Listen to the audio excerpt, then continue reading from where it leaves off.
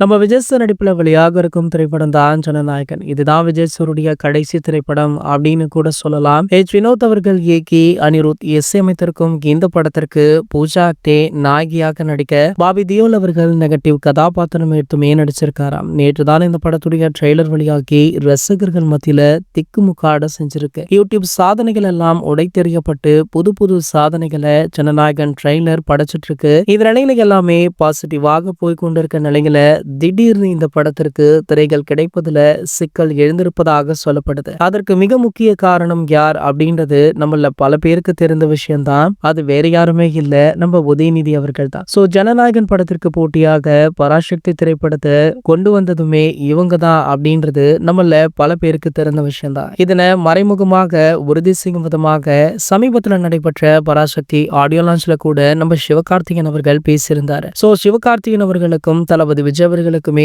எந்த போட்டியுமே இல்ல அப்படின்றத அந்த மேடையில உறுதிப்படுத்தியிருந்தாரு. ஆகையால இந்த போட்டியை உருவாக்கியதே திமுக தான் அப்படின்றது அப்பட்டமாக தெரிகிறது. இந்த நிலையில பாத்தீங்கன்னா தற்போது திமுக தரப்பு இது மட்டுமல்ல இன்னொரு ஒரு சில வேலைகளையுமே பண்ணிட்டு இருக்காங்களா. அதாவது ஜனநாயகன் படத்தை ரிலீஸ் பண்ணவே கூடாது அப்படின்ற முனைப்புல பலவிதமான அழுத்தங்களுமே கொடுக்கப்பட்டு வருவதாக சொல்லப்படுது. சோ படம் ரிலீஸ் ஆகுமா ஆகாதா அப்படின்ற ஒரு நிலை கூட ஏற்படலாம் அப்படின்னு தற்போது ஒரு தகவல் வெளியாகி உள்ளதால ஒரு சில ரசிகர்கள் பதட்டத்திலுமே இருக்காங்க. இது போன்ற செய்திகளை பற்றி நீங்க உடனே தெரிஞ்சுக்க நம்மளுடைய சேனலை மறக்காம சப்ஸ்கிரைப் பண்ணிக்கோங்க.